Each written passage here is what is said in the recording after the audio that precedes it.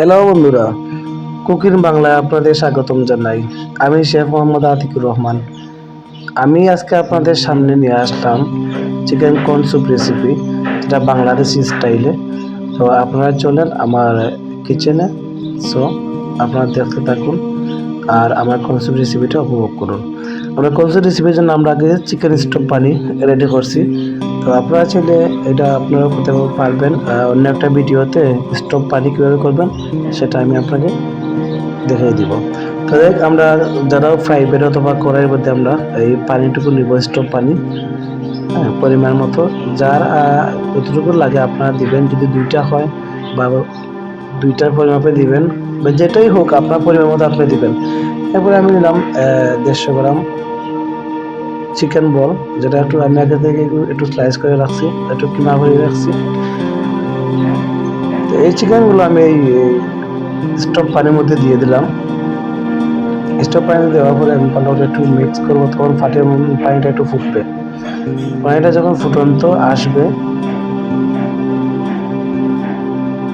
তখন আমরা কয়েকটা সুইট কর্ন নিব। সুইট কর্ন বাজারে কিনতে পাওয়া যায়, আপনারা সুইট কর্ন দেবেন পরিমাণ মতো। একটু বেশি করেও দিবেন, যাতে সুইট কর্নটা দেখা যায়। একটু পরিমাণ বেশি দিবেন। তখন আমরা এগুলো ফুটিয়ে নিব। ফুটিয়ে নেওয়ার পর আমরা কর্নফ্লাওয়ারটা ব্যবহার করব, যেটা আমরা বাংলায় বলি অ্যারারুট। এগুলো একটু আমরা একটু ঘন করে একটু গুলাবো বা একটু ঘন করে মিক্স করব, যাতে এই পানিটা যাতে তরল হয় অথবা ঘন হয়। আমার এই পানিটুকু পরিমাণ যতটুকু আমার প্রয়োজন ততটুকু আমরা নিব, যাতে এই পানিটা বা এই যে স্টোভ পানিটা যাতে একটু গাঢ় হয়। এই অ্যারারুট দেওয়ার পরে এই পানিটা একটু গাঢ় হয় বা একটু থিক হয়, এভাবে আপনারা দিবেন। এরপরে আমি দুটো ডিম নিয়ে নিলাম। ডিমটা ভালো করে পেটাবে, মিক্স করবেন। মিক্স করার পরে ডিমটা ভালো করে ফেটিয়ে নেবেন। তারপরে এই যে গরম স্টোভ পানির মধ্যে আপনার আস্তে আস্তে হালকাভাবে ছাড়বেন। আর অন্য কিছু দিয়ে আপনার নাড়াচাড়া দিবেন, হয়তো ডাব্বু বা যেটা ব্যবহার করেন সেটা নাড়াচাড়া দিবেন। যদি আপনারা একটু ভালো করে নাড়াচাড়া না দেন, তাহলে একসাথে এক পাশে জমা হয়ে যাবে। এই জন্য যাই হোক, এরপরে আমরা দিলাম হোয়াইট পেপার। আপনারা হোয়াইট পেপার পরিমাণ মতো দেন, অথবা দিতে পারেন, না দিলেও কোনো সমস্যা না। আপনারা একটু ঘি ব্যবহার করতে পারবেন, তো আপনারা একটু ঘি দিবেন। এরপরে আমরা দিব সল্ট 1 চামচ, টিস্পুন দিয়ে আমরা 1 চামচ দিব। এরপরে দিব আমরা সুগার। এগুলো দেওয়ার পরে আমরা একটু মিক্স করে নেব। আপনারা চাইলে ওদের টি সল্টটা ব্যবহার করতে পারেন, বা যদি আপনি চান টি সল্টও ব্যবহার করতে পারবেন। আর যদি বাসা বাড়িতে তৈরি করতে চান, টি সল্ট না দিলেই চলে। তো দিলে একটু টেস্ট করার চেষ্টা করে। আর কর্নস্যুপে আসলে টি সল্টটা না দিলেই হয়, ভালো হয়। আমি যতটুকু জানি টি সল্টটা না দেওয়াই ভালো। আর এটা পুডিং জাতীয় খাবার, আর এটা হেলদি খাবার। এই কর্নস্যুপটা আপনারা খুব সহজে ঘরে বসে রেসিপিটা তৈরি করতে পারবেন।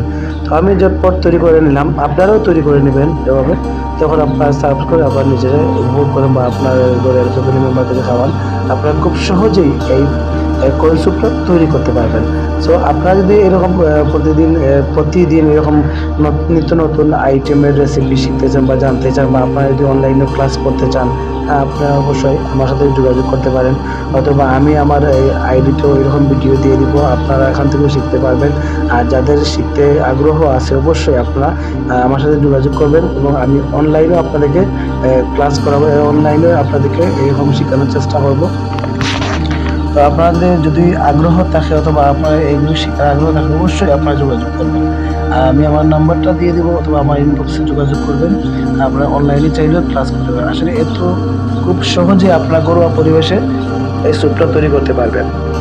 আমরা চাইনিজ ফুডের উপর প্রশিক্ষণ দিয়ে থাকি। আমরা অনলাইনে ক্লাস করে আপনারা অনলাইনে ক্লাস করতে পারবেন। আপনারা যদি এই চাইনিজ ফুডগুলো শিখে আপনারা নিজের বাসা বাড়িতেও তৈরি করতে পারবেন, বা বাসার যে ফ্যামিলি মেম্বারদেরকে আপনারা খাওয়াতে পারবেন। আর রেস্টুরেন্টে গিয়ে আপনার এই চাইনিজ খাবার খাওয়া লাগবে না, আপনারা বাসা বাড়িতেও খেতে পারবেন।